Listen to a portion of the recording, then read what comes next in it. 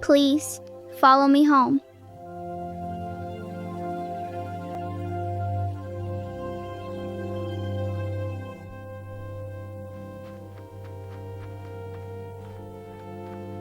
Is your family there? Just come quickly, Phil.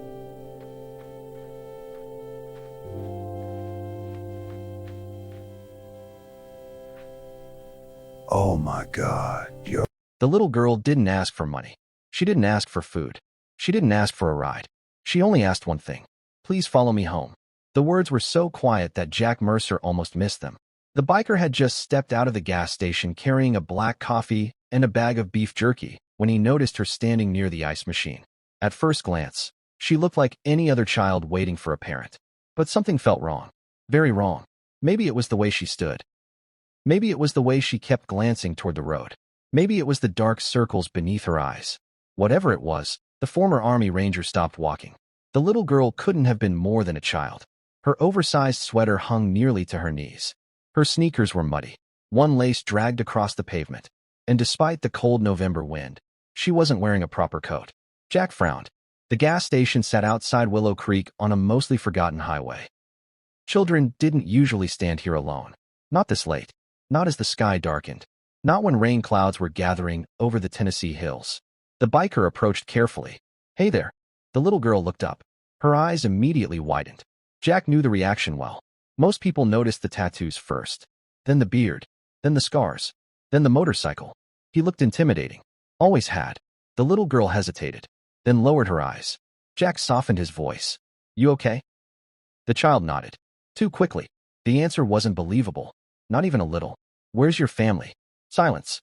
The wind pushed leaves across the parking lot. The girl stared at the ground. Jack waited. Finally, she whispered, Please follow me home. The biker blinked.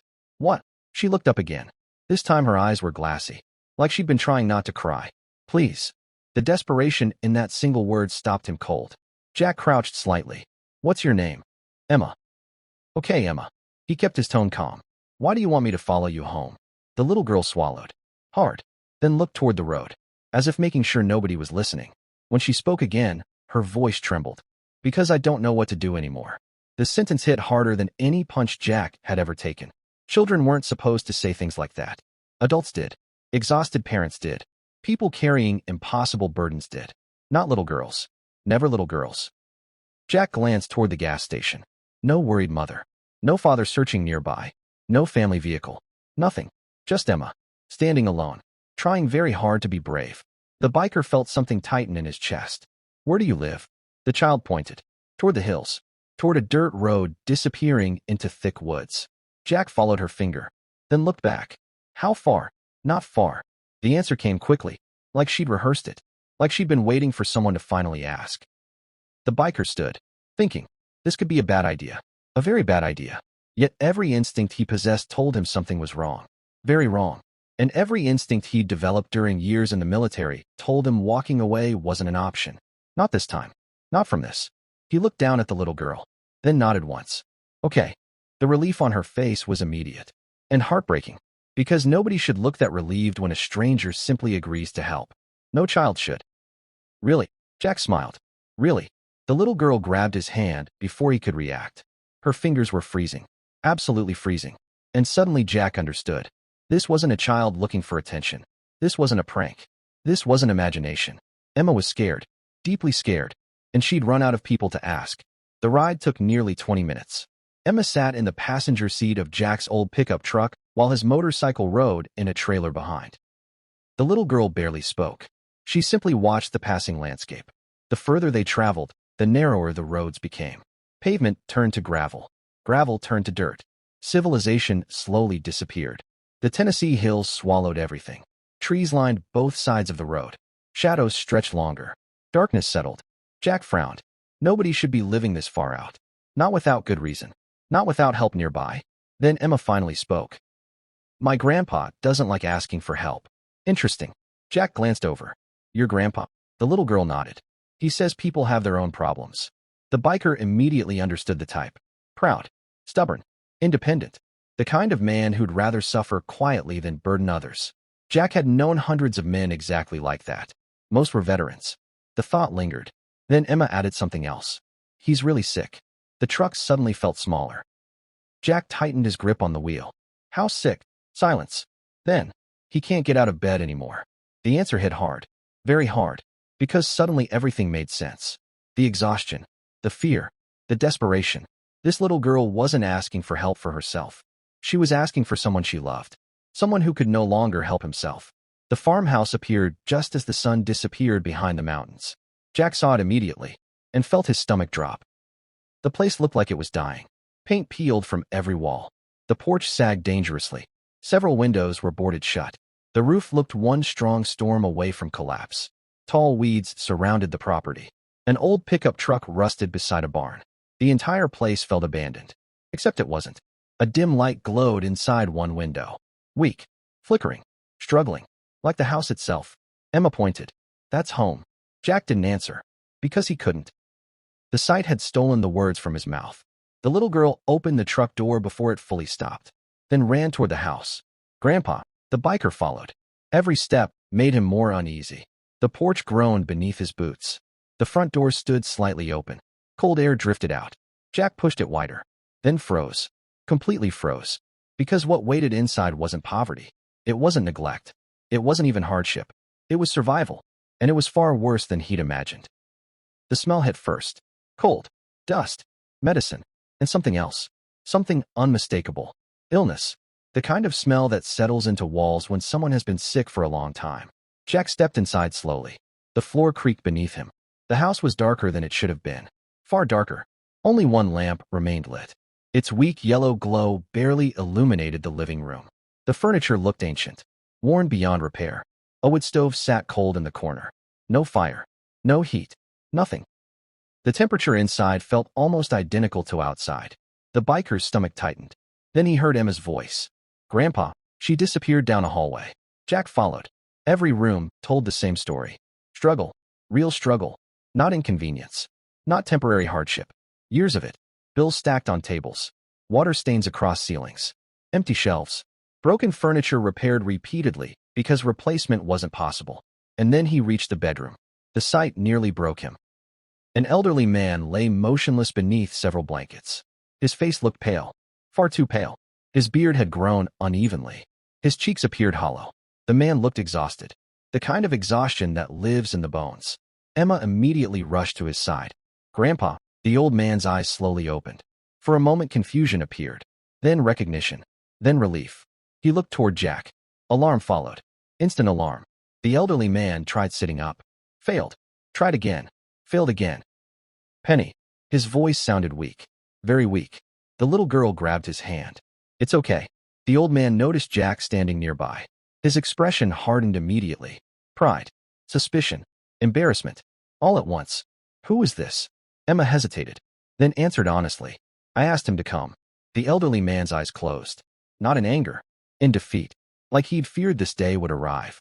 Eventually he looked back at Jack. I'm sorry. The biker blinked. For what? The old man glanced around the room. The answer became obvious. For being seen. For letting someone witness this. For needing help. Jack recognized it instantly. Because he'd seen it before. Too many times. The elderly man slowly extended a hand. Henry Walker. Jack shook it carefully. The grip felt weak. Much weaker than it should have been. Jack Mercer. Henry nodded once. Then began coughing. A deep cough. Painful. Relentless. The kind that immediately makes people nervous. Emma looked terrified. Which told Jack everything. This wasn't new. The little girl had been watching this happen for weeks. Maybe months. Alone. An hour later Jack had seen enough. No electricity in half the house. Almost no food. Expired medication. No proper heating. And one little girl trying to hold everything together by herself. The realization made him angry. Not at Henry. At the situation. At whoever had allowed this to happen. At the world. Jack stood in the kitchen staring into nearly empty cabinets. One loaf of bread. A can of soup. Half a jar of peanut butter. That was it. That was all. He clenched his jaw. Then quietly stepped outside. Pulled out his phone. And made a call. The moment the line connected, he spoke. Bear. The giant biker answered immediately. What's wrong? Jack stared back toward the farmhouse. The porch light flickered weakly. Emma's silhouette moved inside. Small. Tired. Still trying to care for her grandfather. The sight hurt. Deeply. Jack exhaled, then said 5 words. 5 words that would change everything. I need the club here. Silence. Then, how bad? Jack looked toward the dark farmhouse, toward the little girl who'd begged a stranger for help, toward the old man slowly losing a battle nobody should fight alone, then answered honestly, worse than you think. And for the first time in years, the Iron Riders Motorcycle Club was about to discover a mission far more important than any ride they'd ever taken. The first motorcycles arrived before sunrise. The low rumble echoed through the Tennessee hills long before the riders appeared. Inside the farmhouse, Emma looked up from the kitchen table. For a brief moment, panic crossed her face. Then confusion. Then curiosity. She hurried toward the front window. What she saw made her eyes widen. Motorcycles. Lots of motorcycles. Big ones. Chrome glistening beneath the early morning fog. Leather-clad riders. Broad shoulders. Weathered faces. The Iron Riders had arrived. Jack stepped from his truck as Bear Reynolds pulled beside him. The giant biker removed his helmet and stared at the farmhouse. For several seconds he said nothing. Then, Jack. The biker president nodded. I know. Bear shook his head slowly. No. His voice carried anger. The dangerous kind. The quiet kind. This is worse than you described. Several club members exchanged looks. Nobody disagreed. The house appeared even sadder in daylight. The peeling paint. The sagging roof. The broken fencing. The overgrown fields. Everything spoke of years of struggle. Years. Not months. Not weeks. Years. And somehow nobody had stepped in. Nobody had noticed. Or maybe nobody had wanted to. Emma opened the front door cautiously. The little girl looked overwhelmed. Nearly 20 bikers stood outside. Some carried grocery bags. Others carried toolboxes. One man carried enough firewood to heat the entire house. The child stared. Speechless. Bear crouched slightly, trying not to appear intimidating. Morning. Emma nodded nervously. The giant biker smiled. We brought breakfast. The little girl blinked, then looked at the mountain of supplies. Then back at Bear. All of that. The giant biker shrugged. Didn't know what kind of pancakes you liked. For the first time since Jack met her, Emma laughed. A small laugh. A surprised laugh. But a laugh. And suddenly, every biker present would have carried twice as much if it meant hearing it again. The transformation began immediately. Some members repaired the porch. Others inspected the roof. Several unloaded food. One electrician started examining wiring. Another fixed plumbing. The property buzzed with activity. Purposeful activity. Meanwhile, Jack and Bear focused on Henry. The old veteran sat propped against several pillows while Ruth Bennett, a local nurse and longtime friend of the club, checked his vital signs. Her expression grew more serious with every passing minute. Jack noticed. What? Ruth looked toward the hallway, making sure Emma wasn't nearby, then answered quietly. He should have been hospitalized weeks ago. The biker's stomach tightened. That bad? The nurse nodded. Worse. Silence followed. Because everyone already suspected it. Now it was confirmed. Henry wasn't simply struggling. He was losing. And he'd been losing alone. Later that afternoon, Bear discovered the medals. The giant biker had been helping organize one of the bedrooms when he noticed a loose floorboard beneath an old dresser. Curious, he lifted it. A small wooden box sat underneath. Dust-covered. Forgotten. Or perhaps deliberately hidden. Bear carried it into the living room. Jack. The biker president immediately noticed the expression on his friend's face. What is it? The giant man placed the box on the table, then opened it. The room fell silent. Military medals. Lots of them. Rows of them. Perfectly preserved. Perfectly arranged. Several bikers stepped closer. One whistled softly. Another shook his head. Jack recognized them immediately. Bronze Star. Purple Heart. Combat Action Badge. Campaign decorations. Service ribbons. The collection was extraordinary. Not because of quantity, because of what it represented. The old man lying down the hallway wasn't simply a veteran. He'd been a hero. A genuine one. Bear looked stunned. So why is he living like this? Nobody answered. Because nobody understood. Not yet. Jack carried the medals toward Henry's room. The old veteran saw them immediately. His expression changed. Not pride. Sadness. Deep sadness. You found them. Jack nodded. Why were they hidden? Henry looked away. Toward the window. Toward memories. Toward another lifetime. Finally he answered. They don't buy groceries. The room went silent. Those 4 words hit harder than any speech could. The old man wasn't ashamed of his service. He was tired of what happened afterward. Tired of surviving. Tired of struggling. Tired of being forgotten. Over the next several hours, pieces of Henry's story slowly emerged. Not because he wanted attention. Quite the opposite. Jack practically had to drag information out of him. The old veteran had served overseas decades earlier, seen combat, lost friends, returned home, built a life, raised a family, worked hard, paid taxes, did everything society asked of him. Then life happened. His wife passed away. Medical problems appeared. Bills increased. Work became impossible. And somehow, everything slowly collapsed. The more Jack listened, the angrier he became. Because the story wasn't unique. He'd heard versions of it before. Too many versions. Veterans who gave everything, then spent their final years fighting paperwork, fighting debt, fighting loneliness. Then Bear found something even stranger. Government letters. Dozens of them. Stuffed inside an old filing cabinet. The giant biker spread them across the dining room table. Jack immediately noticed a pattern. Denied. Delayed. Pending. Incomplete. Missing documentation. Repeated over and over. The same language. The same excuses. The same endless bureaucratic maze. Ruth studied the paperwork, then frowned. This doesn't make sense. Jack looked up. What doesn't? The nurse tapped several forms. His benefits should be significantly higher. The room grew quiet. Very quiet. Bear leaned closer. What do you mean? Ruth continued reading. Then her expression changed. What? The nurse looked up slowly. Someone altered these records. Silence. Absolute silence. The statement hung in the room. Heavy. Dangerous. Jack stared. Altered. Ruth nodded. There's no other explanation. The biker felt something shift. Because suddenly this wasn't just a sad story. Now there was a mystery. A real one. Someone had benefited from Henry receiving less help. The question was why? And who? That evening Emma sat beside her grandfather's bed. The little girl held one of the military medals carefully, almost reverently. Grandpa. Henry smiled faintly. Yeah. Were you really a hero? The old veteran chuckled softly. A weak sound. I'm not sure. Emma looked confused. But everybody says you are. Henry glanced toward the doorway where Jack stood listening, then back toward his granddaughter. Finally he answered. The people who didn't come home were heroes.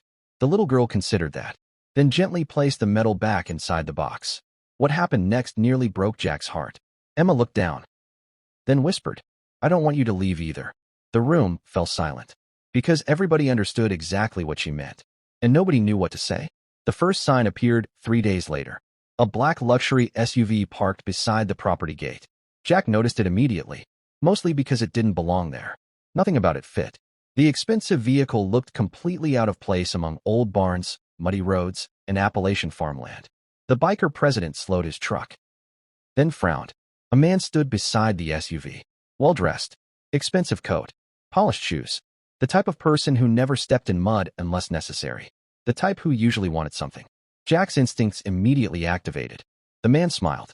A practice smile, not a genuine one. Mr. Mercer. Interesting. The biker hadn't introduced himself. Jack climbed from the truck. Do I know you? The man extended a hand. Clayton Reed.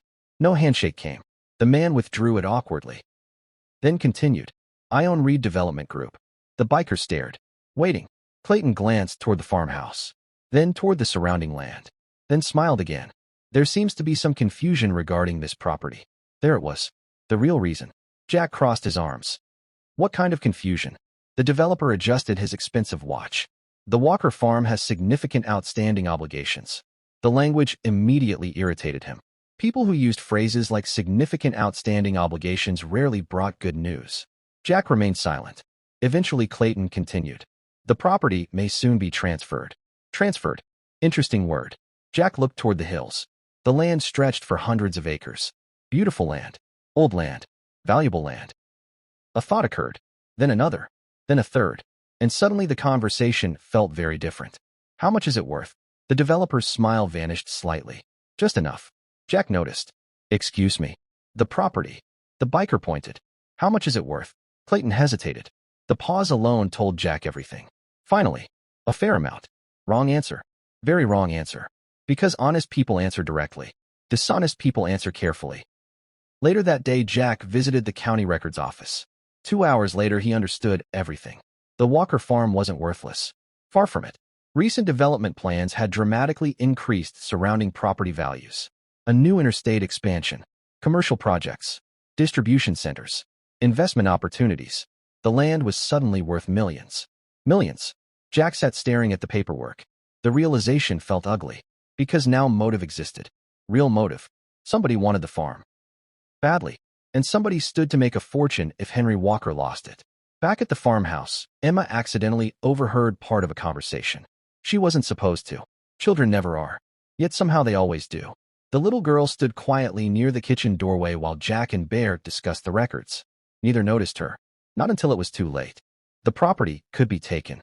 The sentence escaped before Jack realized Emma was nearby. The reaction was immediate. The little girl froze.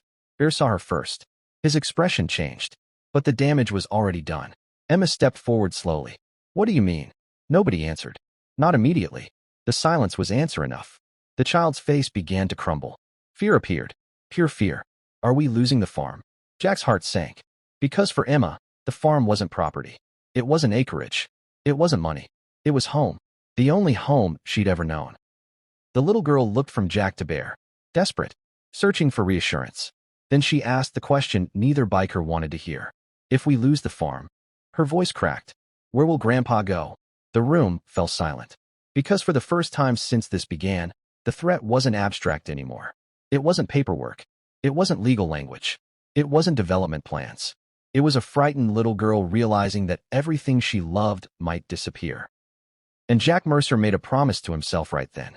No matter how powerful Clayton Reed was, no matter how complicated the situation became, no matter how hard the fight would be, they weren't taking that farm. Not without a war. Jack Mercer had made a promise. And people who knew Jack understood something important. He didn't make promises lightly, especially not to children, especially not to frightened little girls standing in a kitchen trying not to cry. The moment Emma asked where her grandfather would go if they lost the farm, something changed inside him. The fight stopped being about paperwork. It stopped being about property. It became personal. And personal battles were the ones the Iron Riders never walked away from. The next morning began before sunrise. The clubhouse parking lot looked like a construction site. Pickup trucks, tool trailers, generators, lumber, roofing supplies, paint, windows, plumbing equipment. Enough material to rebuild half the county. Emma stepped onto the farmhouse porch and froze. The driveway was filled with motorcycles. At least 30 of them. The little girl rubbed her eyes. Certain she was dreaming. Bear noticed immediately. The giant biker grinned. Morning. Emma pointed toward the trucks. What is all this? Bear shrugged dramatically. Apparently we're renovating a house. The little girl looked confused. Whose house? The giant biker laughed. Yours. The reaction spread through the property like wildfire. Within hours the Iron Riders had transformed into a construction crew. Some bikers repaired fencing. Others replaced damaged roof sections. A retired electrician rewired half the farmhouse. 3 former contractors rebuilt the porch. One biker spent 6 hours fixing windows. Another repaired plumbing. Nobody argued. Nobody complained. Nobody asked for money. They simply worked. Because that's what families do when one of their own is struggling. Even unofficial families. Especially unofficial families. Emma spent most of the morning following everyone around. Wide-eyed. Amazed. Everywhere she looked something improved. Broken boards disappeared. Fresh paint appeared. Leaking gutters were repaired. For the first time in years, the old farmhouse looked alive. The little girl couldn't stop smiling. And every biker secretly worked harder because of it. Meanwhile, Jack focused on a different problem. Henry. The old veteran's condition wasn't improving. If anything, it was getting worse. Ruth Bennett sat at the kitchen table reviewing medical records while Henry slept in the next room. The nurse looked frustrated. Very frustrated. Jack noticed. What? Ruth removed her glasses. His prescriptions. What about them? They aren't correct. The biker frowned. What do you mean? The nurse slid several bottles across the table. Half these medications should have been adjusted months ago. Silence. Jack leaned forward. Months. Ruth nodded. Possibly longer. The realization settled heavily. Another failure. Another system that had somehow overlooked an elderly veteran living in poverty. The nurse rubbed her forehead. He should have been under regular care. He should have had follow-ups. He should have had monitoring. Every sentence sounded like an accusation. Not toward Henry. Toward the world. Toward everyone who should have noticed. That afternoon, a food delivery arrived. Then another. Then another. Soon the kitchen looked like a grocery store. Canned goods. Fresh produce. Meat. Milk. Bread. Enough food to feed a family for months. Emma stared at the overflowing counters. Then quietly asked, do people usually do this? The question nearly broke Bear's heart. The giant biker sat beside her. What? The little girl pointed. Help. The simplicity of the question hurt.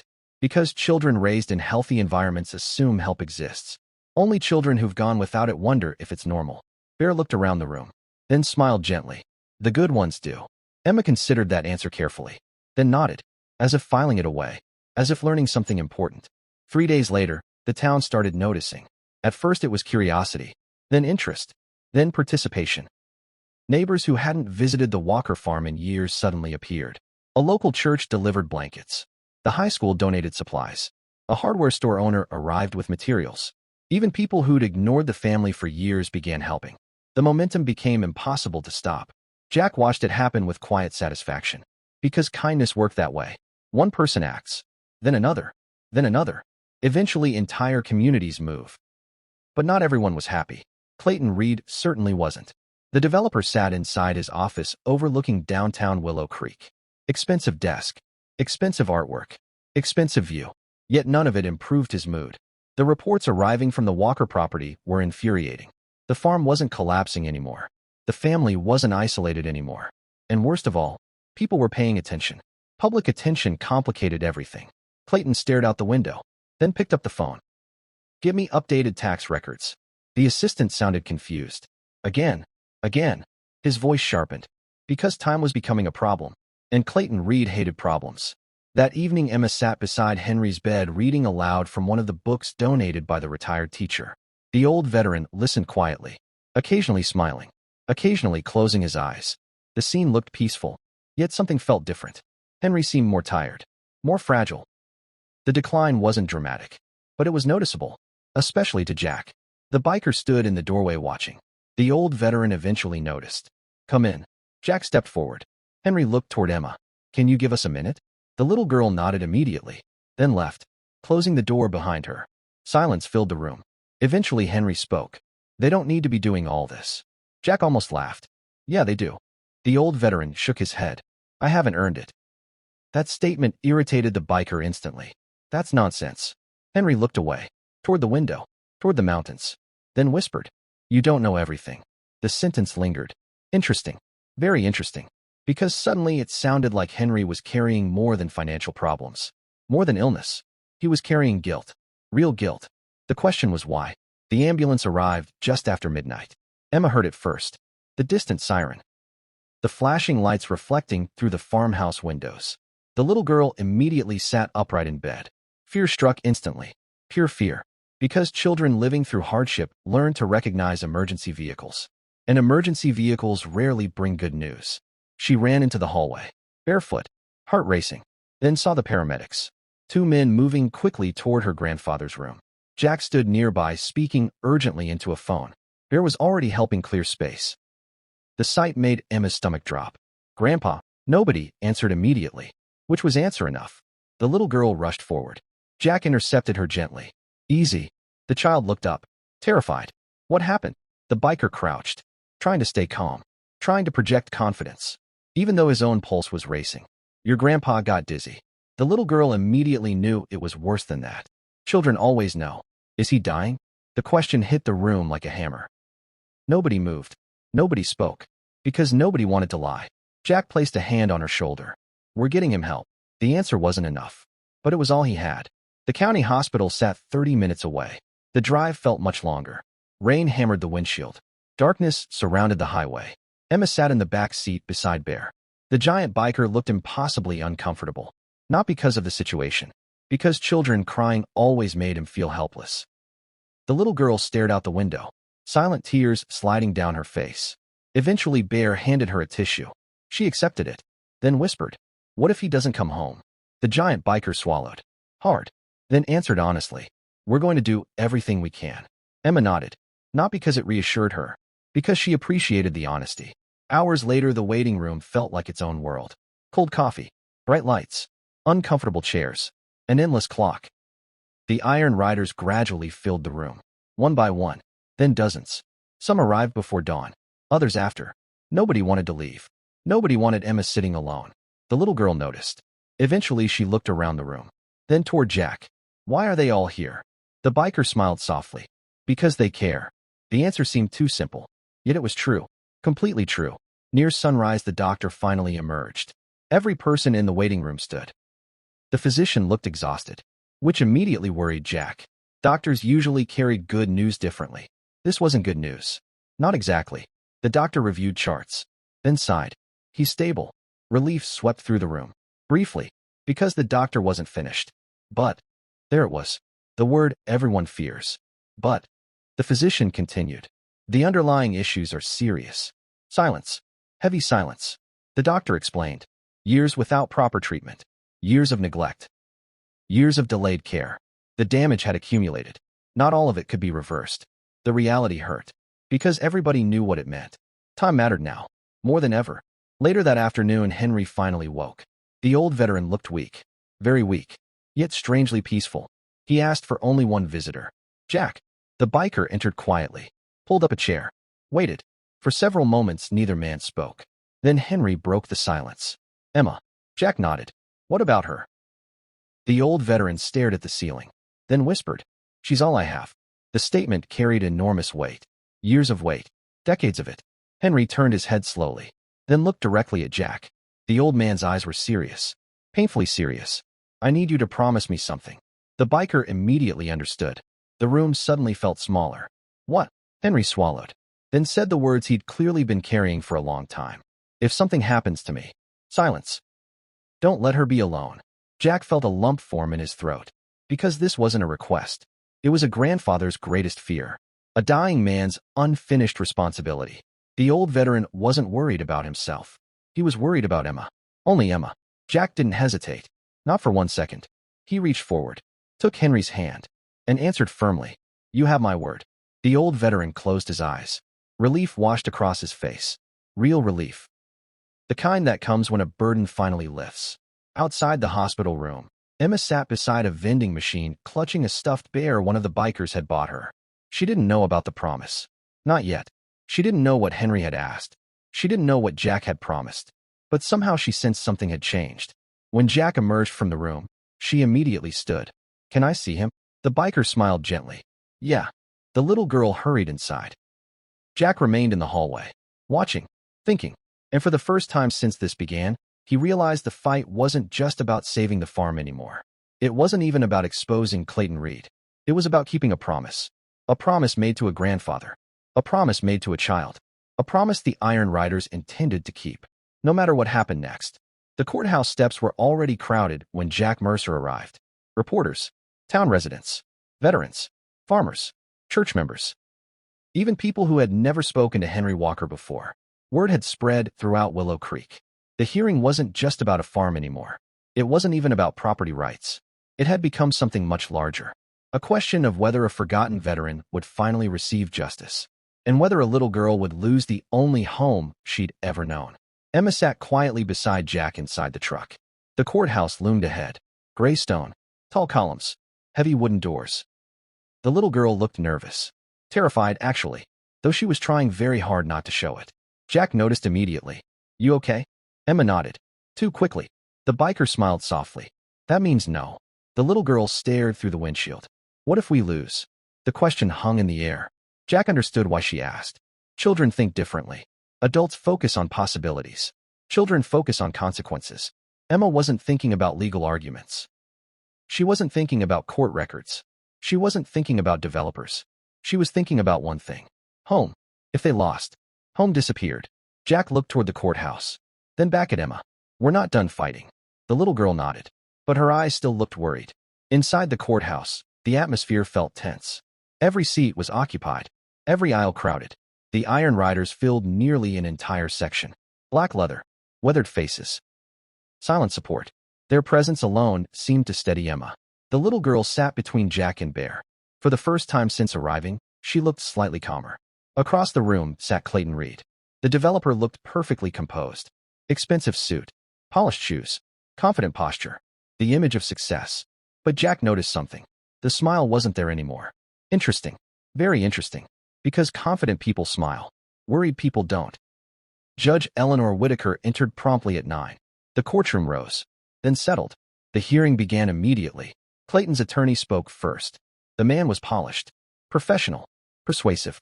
Years of courtroom experience showed in every sentence. The Walker property has significant outstanding tax obligations. He paused. allowing the words to settle. The owner has failed repeatedly to meet those obligations. Another pause. The transfer process follows established law. Simple, clean, reasonable. Exactly how dangerous arguments usually sound. Emma listened carefully.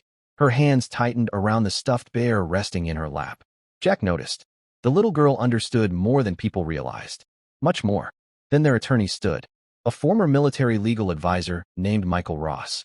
Gray-haired, sharp-minded, completely unimpressed by wealthy developers. The attorney approached the podium calmly, then smiled. Not warmly, dangerously. Jack immediately knew something was coming. The attorney placed several folders onto the table, then looked directly at the judge. Your Honor. The courtroom became quiet. Before discussing taxes, I'd like to discuss how those taxes became delinquent. Clayton's expression shifted slightly, just slightly, enough for Jack to notice. Michael Ross opened the first folder. Then everything began unraveling. For nearly an hour, evidence poured into the courtroom. Records, letters, benefit statements, property assessments, medical documentation. The picture forming wasn't pretty. It wasn't even close. Years earlier, Henry Walker's veteran assistance benefits had been incorrectly reduced. Repeatedly, mysteriously. The reductions triggered financial hardship. The hardship triggered tax problems. The tax problems created vulnerability.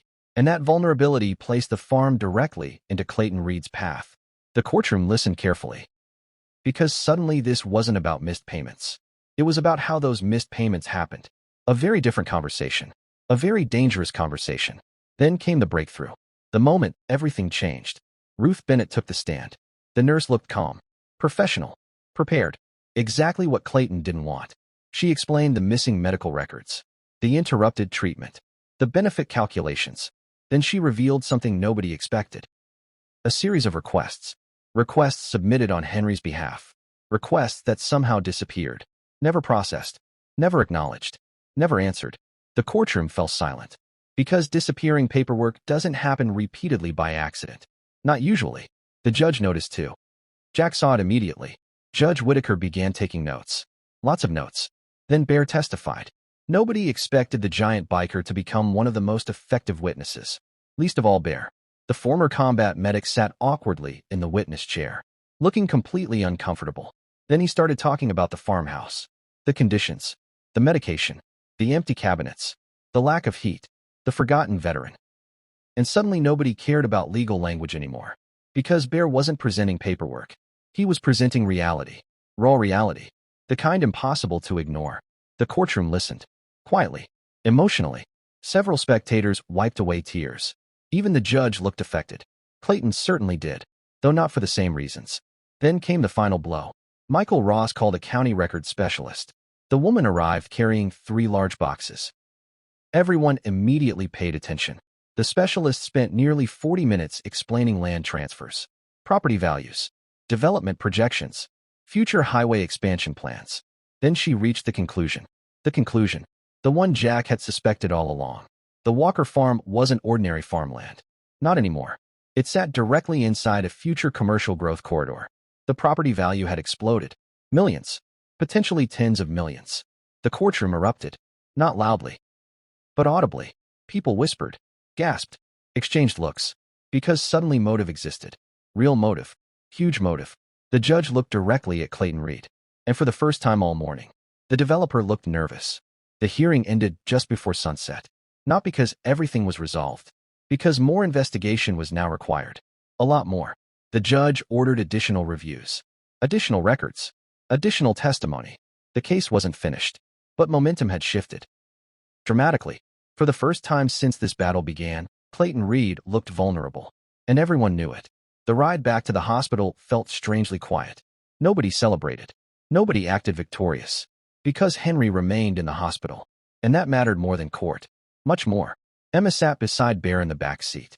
The little girl seemed exhausted. Emotionally exhausted. Which made sense. The past several weeks would have overwhelmed most adults. Yet somehow she kept going. Jack admired that. More than he could express. The hospital room felt peaceful when they arrived. Henry sat upright for the first time in days. Weak, but awake.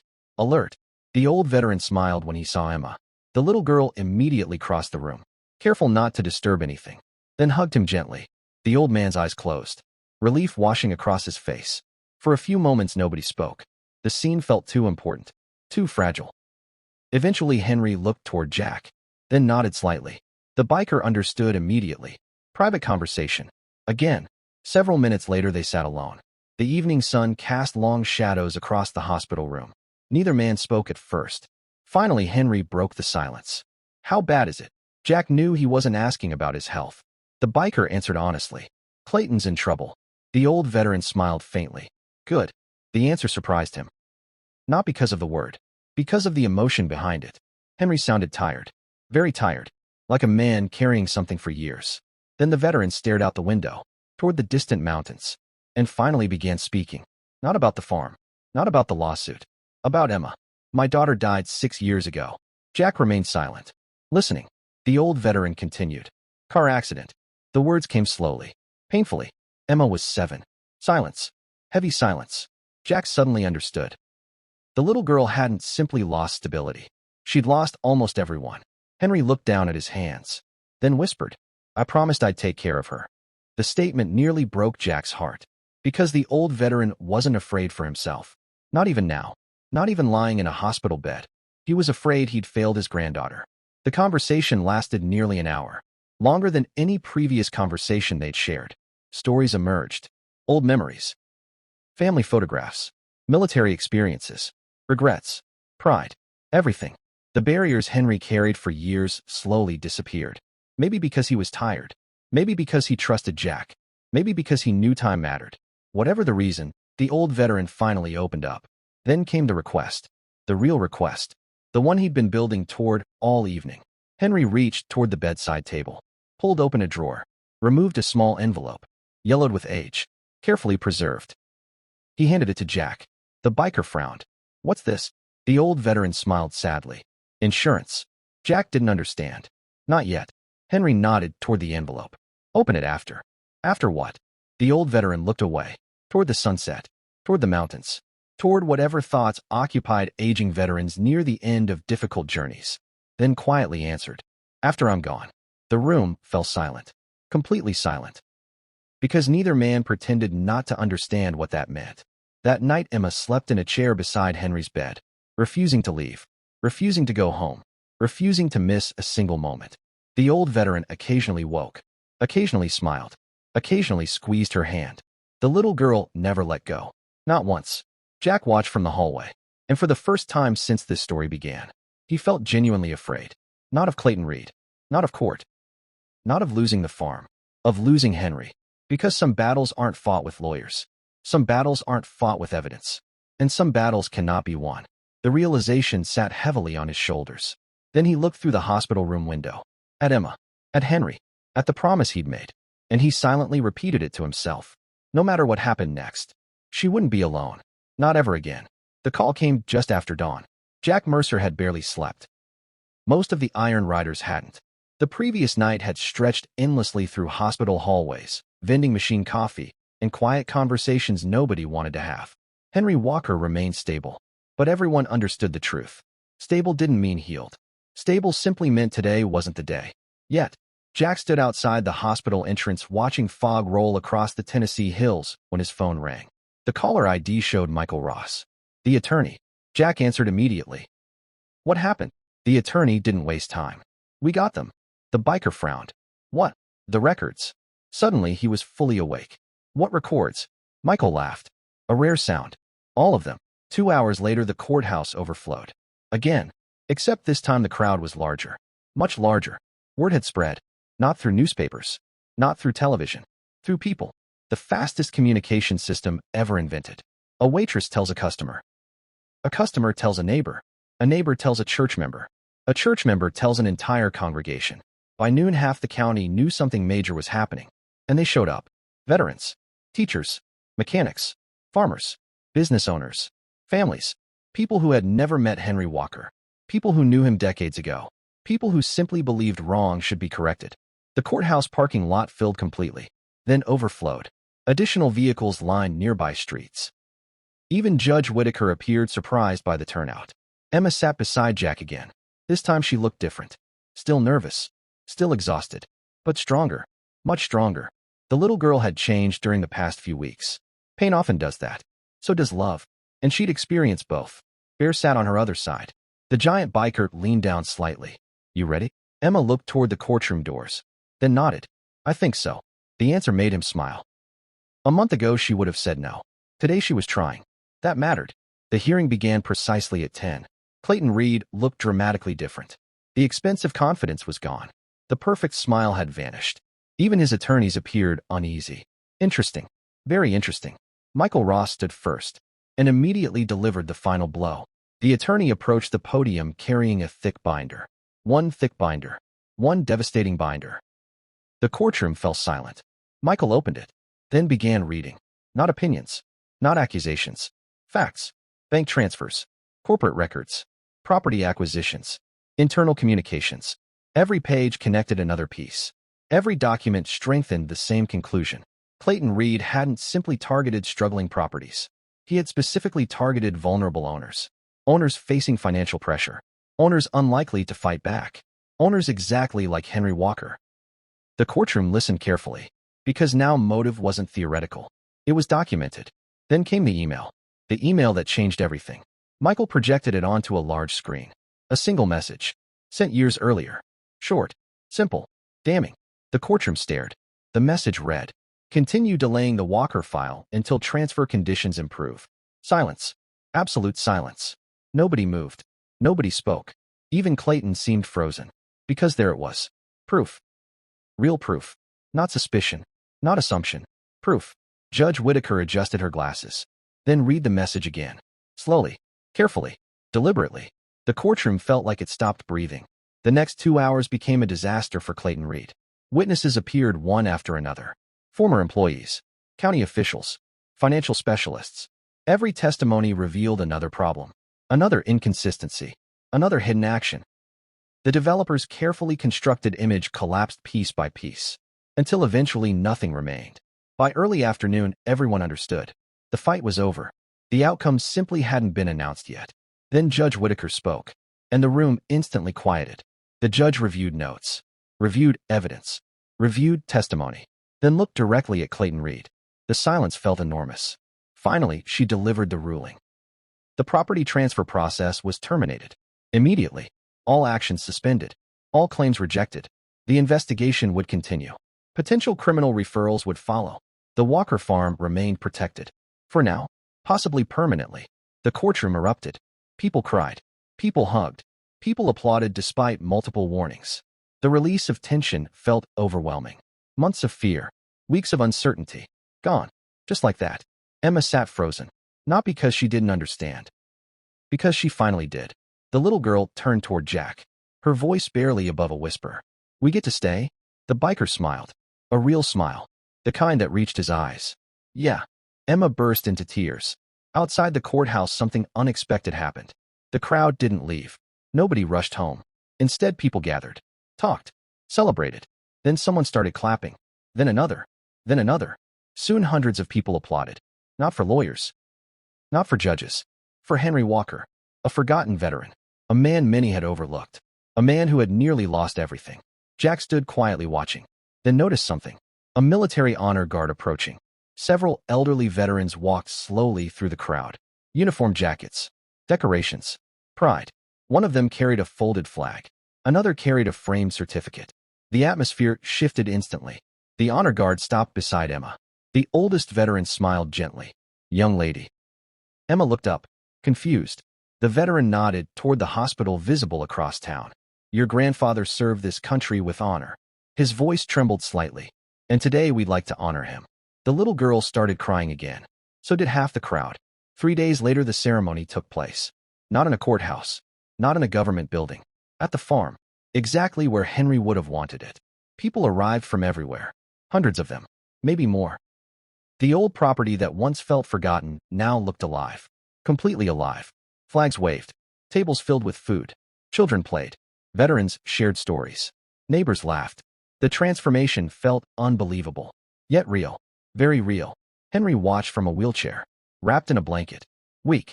But smiling. The old veteran spent most of the afternoon shaking hands. Accepting gratitude. Accepting respect. Accepting recognition he never expected. At one point, he looked toward Jack, then quietly said, "I didn't think anyone remembered." The biker glanced around the property, at the hundreds of people gathered, then smiled. They did. Henry's eyes filled with tears. For the first time, he believed it. 3 weeks later, the envelope finally mattered. The envelope Henry had given Jack in the hospital. The envelope marked, "Open after I'm gone." Jack hated looking at it, hated thinking about it. Yet every day brought the same reality. Henry grew weaker. The decline wasn't dramatic. It was quieter than that. Gentler, but impossible to ignore. Everyone saw it, especially Emma. The little girl spent every possible moment beside her grandfather, reading, talking, listening, creating memories, even when she didn't realize it. The end came peacefully, early one morning, before sunrise, before the world fully woke. Henry Walker slipped away in his sleep. No fear, no pain, no struggle, just peace. The kind every good person deserves. The news spread quickly. The farm fell silent. The clubhouse fell silent. The entire town seemed quieter. Even the motorcycles remained parked that day. Respect demanded it. The funeral became the largest Willow Creek had seen in decades. Veterans arrived from 3 states. Motorcycle clubs traveled hundreds of miles. Families filled every available seat. The church overflowed. Additional speakers were placed outside. Still people stood. The lines stretched around the building. Emma sat between Jack and Bear, holding herself together. Barely. Yet somehow she remained strong. The little girl listened to story after story. Stories she had never heard. Stories about bravery, about kindness, about sacrifice, about Henry Walker. By the end, she realized something important. Her grandfather hadn't been forgotten. Not really. His impact had simply been hidden. That evening, Jack finally opened the envelope. The Iron Riders gathered quietly inside the farmhouse living room. Emma sat nearby, nervous, curious. The biker carefully unfolded the letter, then began reading. Henry's handwriting filled several pages. Most of it addressed Emma.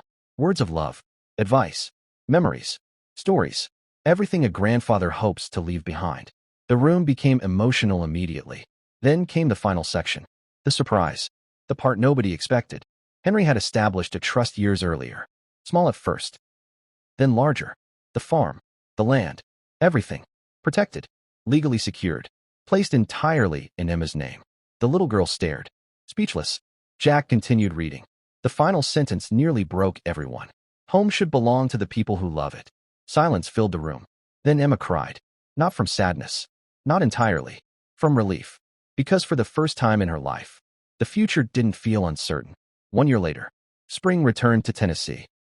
Wildflowers covered the hills. Birds filled the morning air. And the Walker farm looked completely different. Fresh paint, new fencing, restored barns, a thriving garden, laughter, life, hope, everything the property once lacked. The transformation felt extraordinary. Yet the biggest change wasn't the farm. It was Emma. The little girl who once stood alone at a gas station begging strangers for help now ran confidently across the property. Healthy, happy, safe, home. Motorcycles lined the driveway. As usual, the Iron Riders still visited constantly. Some things never changed. Bear still spoiled her. Jack still checked homework. The club still showed up whenever needed. Not because they had to, because they wanted to. Because family works that way. Late that afternoon, Emma stood on the porch watching the sunset. The same sunset that once illuminated a broken farmhouse. A frightened child. And a desperate request. Please follow me home. Jack joined her quietly. For several moments, neither spoke. Then Emma smiled. You know something? What? The teenager looked across the property. At the garden. At the motorcycles. At the restored farmhouse. At the life rebuilt from almost nothing. Then she answered. I'm glad you stopped. Jack laughed softly. So am I. The two stood together watching the sun disappear behind the Tennessee hills. And somewhere in the evening breeze, the old farm no longer felt forgotten. It felt exactly what Henry Walker always wanted it to be. Home.